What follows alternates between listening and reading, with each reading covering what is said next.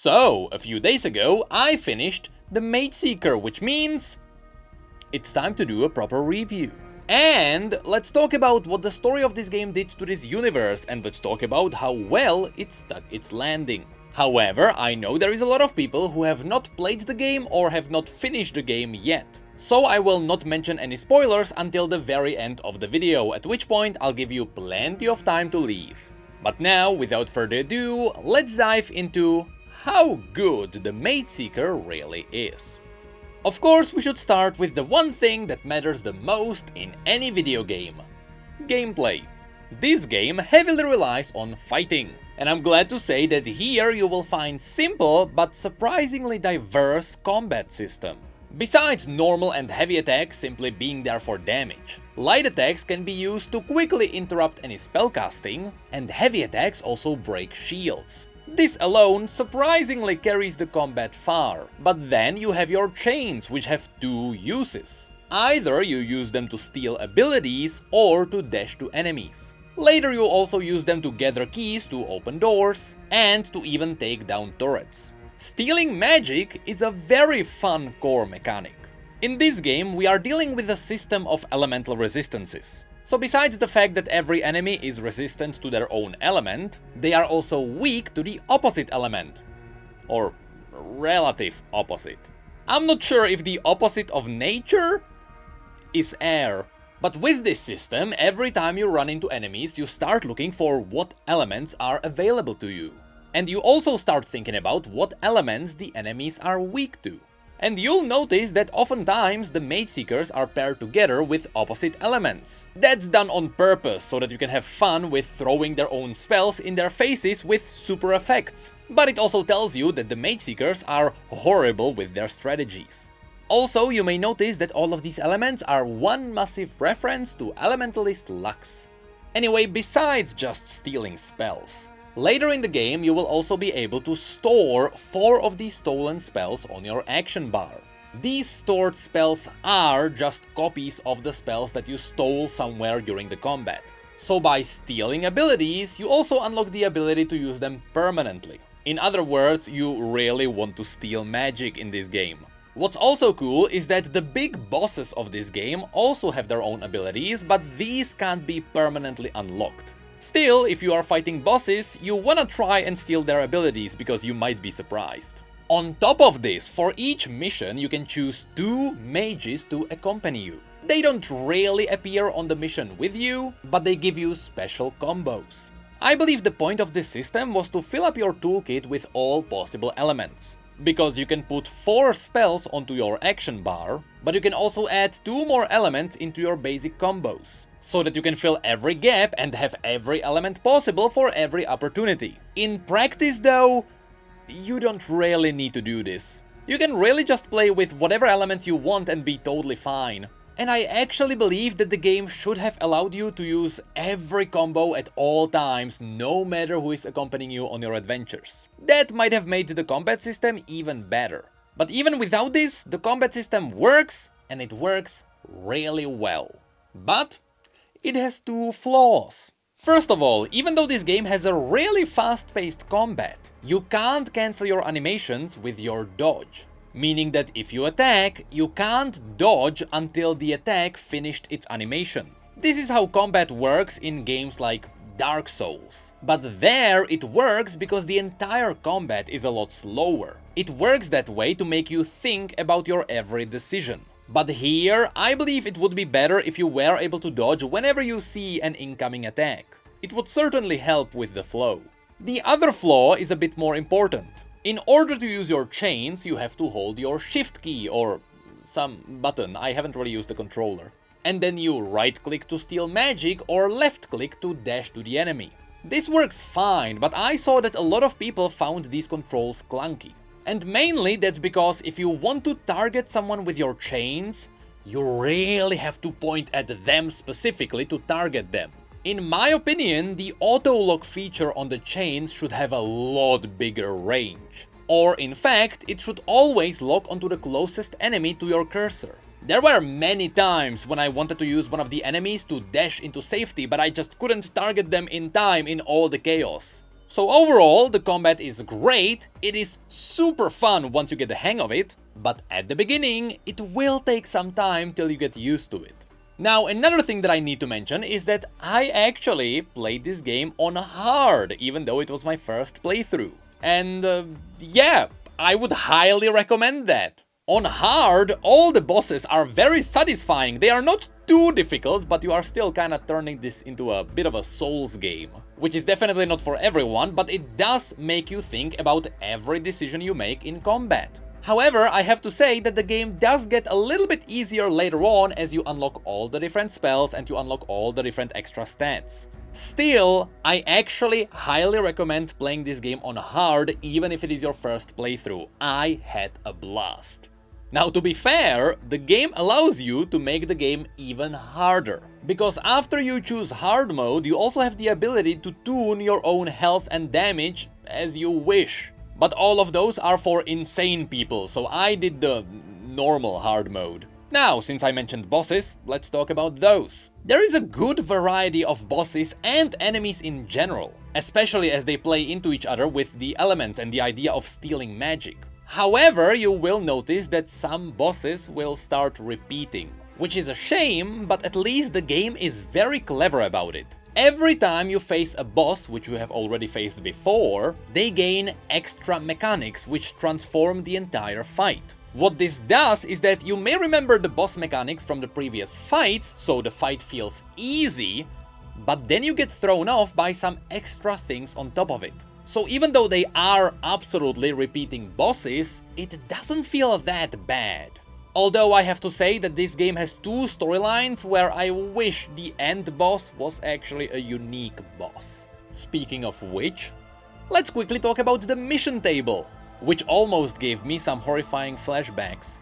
Basically, this game has the main mission and the side missions. And you can decide which mission you want to do in which order at the mission table. Essentially, there are three kinds of missions. The main story, a side storyline where you are delving into the dark woods, and the other side storyline where you are delving into the Mageseeker labs. Which, remember when I made the first video and I talked about how I believe that this game is gonna be a roguelike? And then Riot Forge came out and they very specifically confirmed that it wasn't a roguelike? Yeah, this side mission is a roguelike, but it only works very specifically in this side storyline. It's a floor-based dungeon crawler where you get special random power-ups on every floor. It's nothing massive, it is only happening in one line of quests. But to be honest, it is nice to see the change of pace compared to all the other quests. Anyway, besides that, there are also the mini-quests which you complete by sending out your mages. These missions will get completed automatically, it's kinda like a mobile game inside this game. On top of all of this, every now and then an elemental mage will ask you if they can just go out and do a little bit of their own quest somewhere. The reason why this exists is to give you a reason to try different elements. Because if a mage is sent out on a mission, you can't take them with you on your missions, so you can't use their elemental combos. All of this sounds interesting, but in reality, it doesn't really affect your gameplay. So this system of sending mages out on missions is fine, it helps with the immersion of starting a rebellion where the mages are doing something, but honestly, if it wasn't in the game, you probably wouldn't notice it. Now, overall, this game is supposed to be between 10 and 15 hours long, and after doing a full playthrough on hard mode, I can confirm it checks out. I actually clocked in at 15 hours and I did read every journal in the game. Being dyslexic, it was quite horrifying, which is where we need to mention a big flaw that a lot of people don't like about this game. There is no voice acting. On one side, there are people arguing that it totally works for the game because it has the retro feeling. If there was voice acting in this game, it would break the feeling a little bit. But I absolutely agree with all the people who say that there should have been voices for the characters. Especially during all the emotional scenes, it would have been cool to see these. But yeah, it is what it is, I'm fine with it. But yeah, it would have been better if we did actually have proper voice acting. And speaking of voices, music is pretty cool. Look, there are Silas leitmotifs everywhere. If you listen to the music, you will hear Silas's theme, and you will hear Morgana, and you will hear Demacia, and it's all a brilliant blend of string instruments, which I dearly love. But yeah, anything Riot touches gets blessed with beautiful music, and this is no different. But that's pretty much it for the gameplay side of this game. It's just good. It works. Nice. So now let's talk about the story. But again, no spoilers yet. That will come at the end of the video and I'll tell you when it happens. So this game has a great story. But as I was playing through the story, I loved how well it all falls into the already established story and into the overall universe. But I'm pretty sure this is how the game felt to me because I already know the universe. I still haven't heard the opinion of someone who has no idea what's happening here. I mean, surely there are gonna be some people who saw Arcane and then they noticed that this game happens in the universe of Arcane, so they are gonna play it, but then all of these characters start falling in. And there are all of these storylines that get dropped in instantly. For example, the game starts when Silas escapes his execution, which is the moment when the story is midway through fully rolling out. Lux then appears in the middle of the story, I assume that is not a spoiler. But you don't learn what happened between her and Silas before. The two only very briefly mention it. You don't learn how Silas fought Garen before. There is like one sentence about it. The king of Demacia dies off screen. Silas didn't do it. Nobody cares about that. And even by the end of the game, you don't learn how the king died. To someone who is new to the entire story of Demacia, that is just a random thing that was mentioned without any reason. And of course, that's because this game relies on the fact that you read the Lux and the Katarina comics. If you read them, you are completely set up. But without them, I really wouldn't be surprised if the story felt a little bit like a mess. On the other side, however, on top of adding in onto the already established lore, it also introduces new pieces into the entire puzzle. And mostly this comes from Silas's past. Because while we know that as a kid Silas was recruited by the Mageseekers, and then the incident happened, and then he was thrown into a prison for a decade, we never actually learn what was his life like when he was a Mageseeker. And that's what this game does. It gives us pieces of Silas's childhood when he was with the Mageseekers, which turns Silas into a really interesting character. Of course, we also learn a great deal about Kayle and Morgana. But more importantly, this game just very nicely ties everything together for people who know this universe really well. And it seems to be happening for one simple reason. It turns out that 5 years ago is when Riot had their first meeting about this game. Yes, that was the year Silas was released. So they had the entire story planned out ahead of time. This was before Turmoil, before Aftermath, before Cytheria was even an idea. Or I guess at that time she was an idea. But the entire time they knew how all of this would end. That's why all the stories we got so far had some gaps in them. It's because this game was going to fill them from the very beginning. And I'm happy to say, that's exactly what happened. Though, there is one more thing that I need to mention. Without any spoilers, I can say that this game ends in a way where Silas's character feels different. I really wanna say that he gets better because his character just gets more complete. But it may feel a bit strange if you are used to the Silas that we have now. That's all I can really say without getting into spoilers. But I will say, the ending was fine. Lastly, on top of all the already established characters, this game introduced in new characters, which made quite a stellar cast.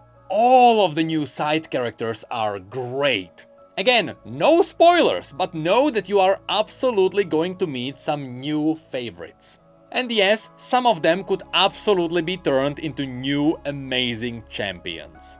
Actually, one more thing, still without spoilers. Yes, this game has an insane amount of references everywhere. Every enemy has a lore entry. There are journal pages everywhere talking about everything from the Black Rose to what's happening in Shurima to the Freljord to very bad things happening in Demacia. And by simply looking around, you will find a lot of cool details. And the more you already know the universe, the more you are going to like it. So to sum it up, before we hop into the spoiler section, the story of this game is really good. But that's only if you already know what Demacia is all about. It is absolutely a love letter to the lore community. But I'm not sure if this game is going to make people excited about this universe if they start from zero. So overall, I have to agree with the average 8 out of 10 score. For me, it is definitely an 8 because I experienced some glitches. Sometimes a part of a cutscene bugged out. Or an enemy just wouldn't die. And my game actually crashed twice. There was even a bug where I went into one of those roguelike missions and I got a buff where all spells cost -1, but somehow I kept that buff outside in the normal missions and I didn't realize that it was a bug and I thought that was a feature. I thought that my spells were free. So for a time I refused to use my free fireballs because I was playing on a hard mode and it felt like it was a bug. Then I looked into my spell book and it even said it was for free. So I used it on a boss and I killed it, and when I restarted the game I realized it was a bug, so I technically cheated on one boss. But that boss was easy anyway. But hopefully those are just things that will be fixed in the next few patches. So I highly recommend you play this game if you really like this universe, or at the very least, this is gonna be an excellent game to play if it's on sale and you just wanna try it out. I really don't think you'll be disappointed. But know that the deluxe edition with the skins is...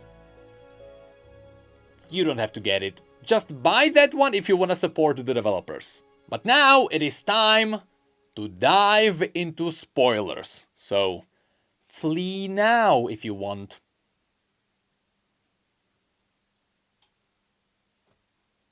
Alright, are they gone? Let's go! So there is a lot to unpack here, so I'll try to be as fast as possible without skipping anything. First of all, as I said, side characters are amazing. Leilani was such a great character, and she had an excellent death scene. Going around the camp and talking to everyone after she died felt really impactful. And that wasn't even just the side characters. If you just walked around the camp and saw all the random NPCs, everyone had something to say. That was just a really cool moment. Kara was a great supportive leader. I like how he turned out to be a descendant from Durand. Keelem was another great character, which I wasn't sure if we saw him in a story before, and then I learned, nope, that's an entirely new character. And yeah, he was built up as being Silas's previous mentor, and then he died in a really cool way. I really don't want to give people spoilers on Arcane, but you know what I'm talking about. Then there was Ruko, a character which I really like, and I was hoping they would do a little bit more with him. Like, over the course of the missions, he became more and more violent until you found his brother, and then he calmed down and he didn't want to fight anymore. To be fair, I was hoping that his brother would die and that would make his rage erupt and he would go rampage and then he would die too, maybe? Look, I'm a weird person. Speaking of weird, Yops became my favorite Yordle. She is funny, she is chaotic, she's just great. I hope she returns. Then there is Gideon, who kicks ass. He has one arm and he still karate kicks everyone to death. I really like that one. And then there was Aiden. Aiden was cool. And on the other side, you also had some amazing villains. I liked Rain and Hesbeth the most. Lord Eldred getting a wimpy death, I was kind of fine with it. You know, you live like a worm, you die like a worm. But he died a little bit too early. I was actually hoping he would be like a badass in the end. I was hoping he would be turned into a monster as well, or maybe it would be secretly revealed that he was also a mage. But one thing is certain. Diana Crownguard will be very happy. Out of all of them, Hesbeth was actually probably my favorite. He just turned out to be the Singed of Demacia. It's amazing. I'm really a weird person. To be fair, I just didn't expect to see all the twisted experiments in Demacia. It was a great surprise to see all the mutants and even the giant petrified golems, which turned out to have Mageseekers inside them, so when they blow up... yeah. Speaking of which, there are the three main storylines. The one about the Petrified Colossus, the Nightmares in the Woods, and the main story. The Petrified Colossus is basically a storyline for Hesbeth. I loved how this story was ramping up. We saw a piece of the Colossus at the end of every mission, and I love how it teased that maybe Galio is sentient because it might be relying on human essence. Like, maybe Durand just gave himself into Galio. But unfortunately, it's a shame that at the end we didn't get to fight the Mageseeker Colossus. And the fight was just 2 helmets, which felt a little bit easier because you could just constantly feed each helm with the magic of the other side. Also, I was kinda hoping that Hesbeth would be panicking before his death. Like, maybe he would drink one of his own potions and turn himself into a monster to survive, and... I'm really a weird person. Oh, what is this doing here? But yeah, in the end, Hesbeth just kinda died, which was a shame. I was really hoping that would be one of the characters who survives, because he would be an excellent villain for the future of Demacia. Now, the Nightmares in the Woods missions were mostly a comedic storyline, with Yops being scared of rats and goo. But at the end we learned it was all happening because Nocturne was haunting the woods, which was a cool tie-in into all the previous stories with Nocturne. But it is a shame that he didn't get his own fight. I speculate that they did wanna give Nocturne his own fight, that's why the pixel art exists in the game, but maybe they just didn't have enough time to wrap everything up. And lastly, there was the main storyline, which essentially ended the Mage Rebellion. Which to me felt amazing because I saw this entire storyline ramp up from the very beginning. I remember reading the story about the young boy called Silas, months before Silas was confirmed to be the next champion. So to me, after I finished the game, it felt like I finished something like the Mass Effect 2. It was a massive storyline that got wrapped up after years of preparations, and now it was a setup for a sequel. But now I don't know if we are getting that sequel. At least not in this form. I don't think we are getting a game where Silas goes into Freljord and does whatever there, right? We are not getting the Mageseeker 2. Garant and Lux also met together and they teamed up and they started rebuilding Terbicia, which is gonna be like a small town for mages. Jarvan broke up with Shyvana, and then they probably got back together because, you know, everything was fine in the end. And I love how at the end Silas decided to take care of Rain, just like how Wisteria wanted. It gave me heavy Talia and Yasuo vibes. And as I said, Rain was a great villain, a child with powers to tap into fear, who is afraid of her own magic. That one's amazing. And speaking of Wisteria, I didn't expect her to actually become the final boss. The fight was good, but I was just really expecting Eldred to become the final boss. Again, maybe he would become a magical monster or something. Though we were left wondering, how did Wisteria get Gale's powers? That's a mystery that was probably left open on purpose. But maybe it was teased that Hesbeth got his finger in it as well. And then, at the very end, Kara told Silas that maybe they should be seeking more allies in the north. Which is a setup for Silas' story in the Freljord, where he goes there and he meets the Winter's Claw, and we all know what happens next. Now, because Jarvan stopped all the mage hunts, the entire story of Demacia was concluded. Which is why all of this feels so strange. All of this was a massive part of the Demacian identity. Also, Silas was all about killing the Mageseekers. But now they are gone, besides some Mageseeker fanatics who are always gonna be there. Somehow Silas still wants to go to war against Demacia, because he just doesn't believe that Demacia should have a king. Like, I understand how he doesn't want Demacia to have a single person who is in charge. But surely at this point he would get a bit more diplomatic, right? Then again, by the time Jarvan burned the decrees, Silas already left into Freljord. So it's likely that he just traveled out without learning that the Mageseekers were actually gone. And on top of that, I don't believe that Silas left with Lux on bad terms. They actually became more of friends in this story. So really, why do they fight at the end of the Warriors cinematic?